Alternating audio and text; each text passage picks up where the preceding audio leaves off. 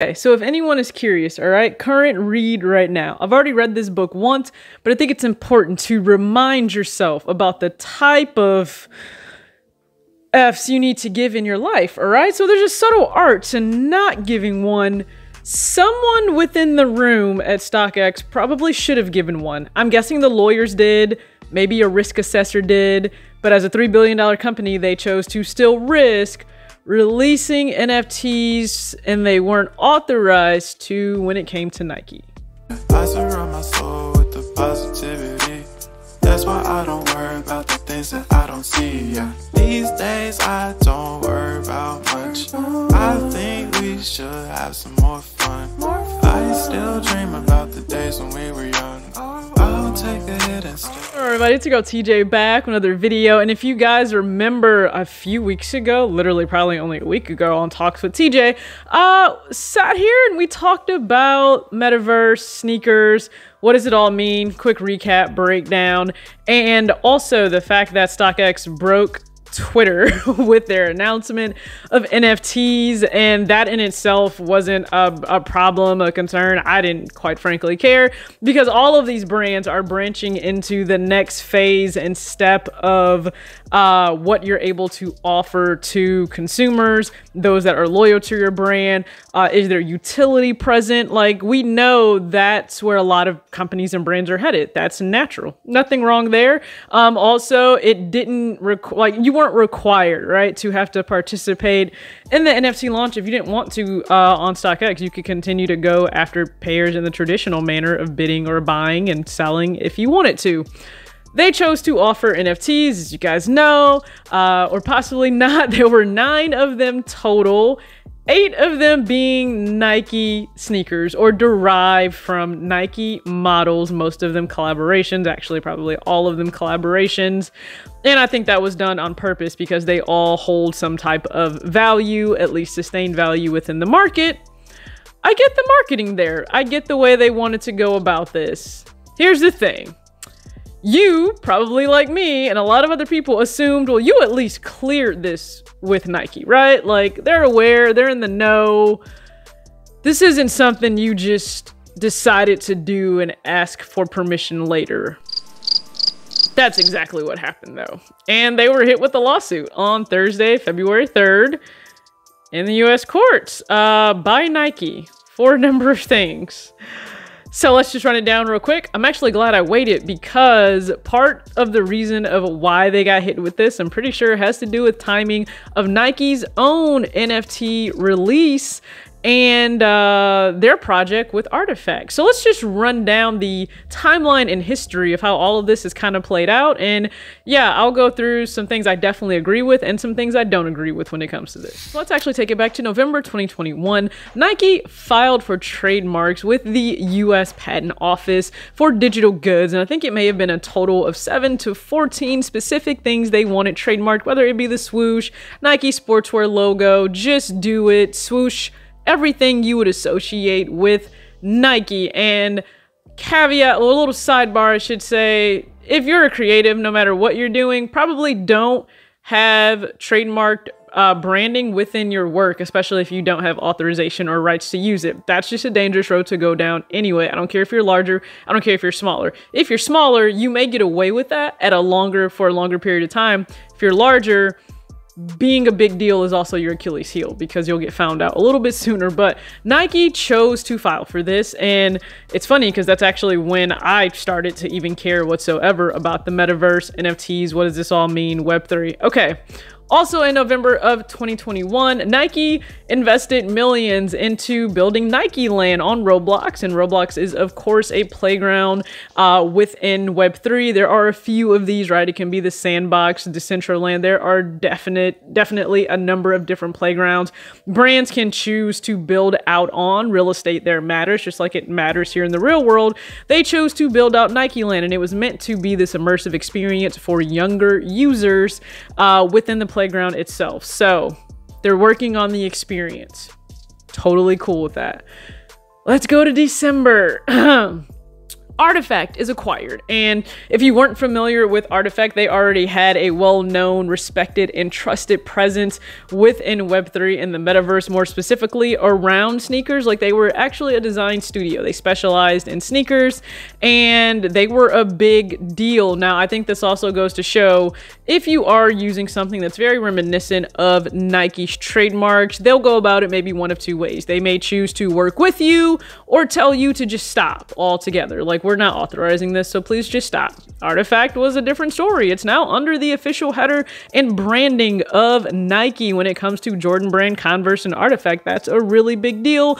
Nike's goal, they wanted to extend their digital footprint, but also the capabilities of what they can offer. And when I hear capabilities, I think, hey, can we also offer our own, you know, products, our own products and projects within the metaverse, which would probably mean NFTs. And I'll go ahead and actually put a thread below that really breaks down what an NFT is, because people, I think, automatically revert to thinking it's only a JPEG or an image, but a JPEG is like the last level of importance or identification you should think of when it comes to an NFT. It's more so about the code that's held within the actual ownership of it, and not necessarily just the fact that you could get a picture. So just keep that in mind. But we're in December.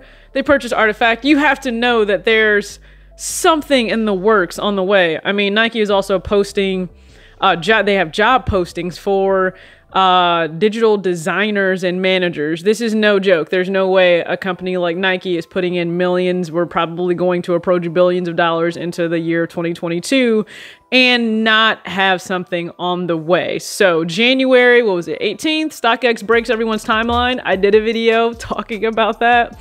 And my whole Tuesday is just taken up by StockX and NFTs, and somehow everyone jumped out the window because it wasn't as if you were made to purchase these. I didn't have a problem with anybody who wanted to purchase them. Your disposable income, your money, I truly don't care. Again, I'm working to give better these, okay? And what you do with your money, that's not a better F for me to give.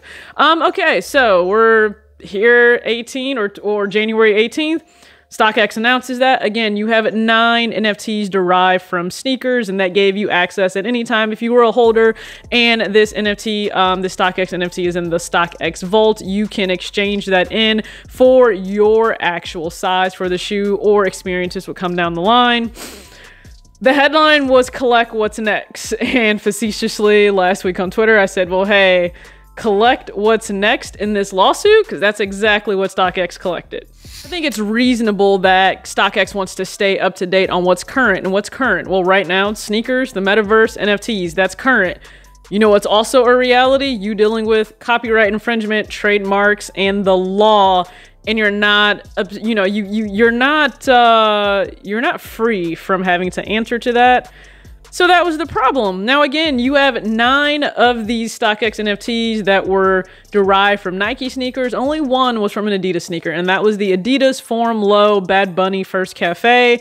I am curious to see what route that Adidas takes. Hopefully, like, StockX just pulls that and they don't have to go through a lawsuit also with Adidas, but lawsuits filed. So let's talk about the lawsuit in itself. The first one, that's obvious, right? Trademark infringement and dilution. Totally get that. That's what they also claim. If you are somebody that is selling anything that could confuse a consumer and they think that it's actually authorized by Nike, that at its most basic understanding is why they're filing the lawsuit.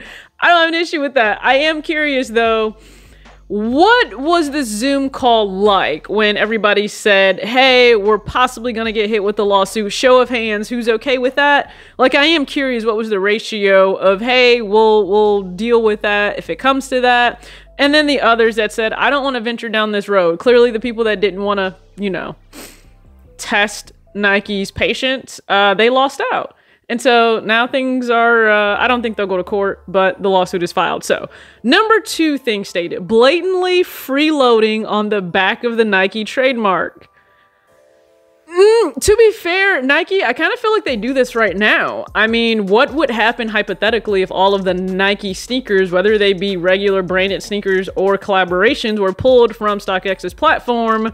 how well would it do or fare against its competitors of GOAT, Flight Club, Stadium Goods, or eBay?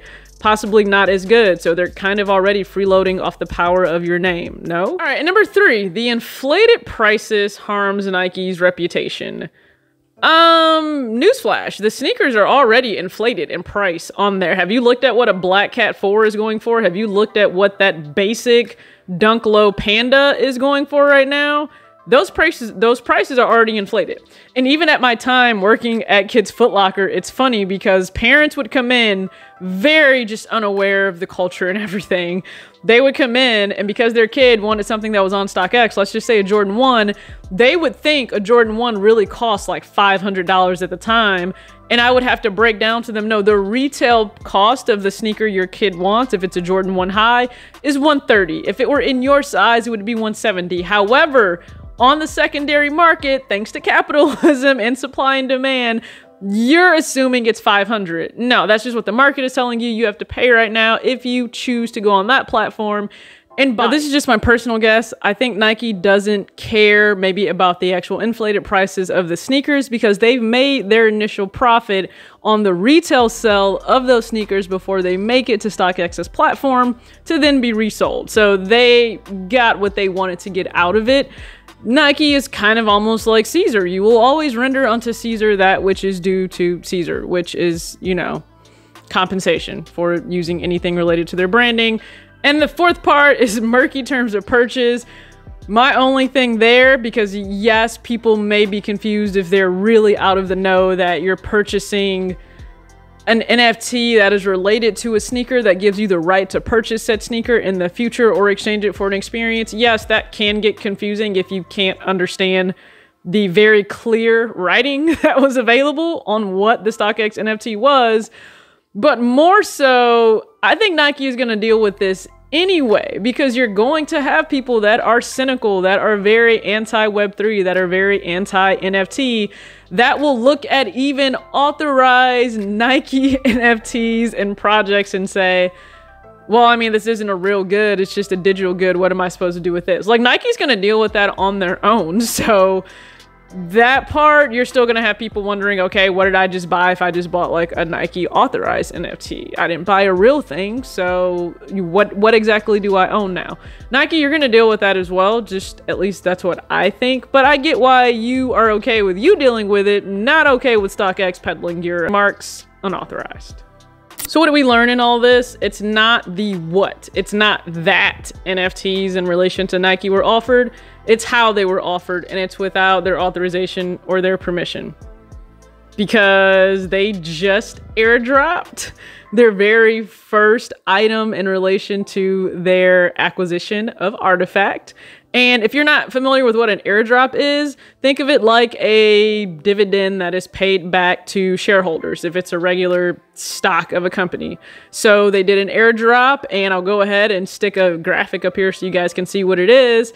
When you're viewing this, maybe it's been revealed if you follow somebody that owns a Clone X that's available via Artifact, then you know they probably are holding and very excited about the item that airdropped by Nike. So who knows what's in there? I'm assuming something exciting. If nothing else, you literally just made history by owning the first ever NFT released by Nike itself, again, in collaboration, or I should say with Artifact, even though it's technically by themselves because they acquired it.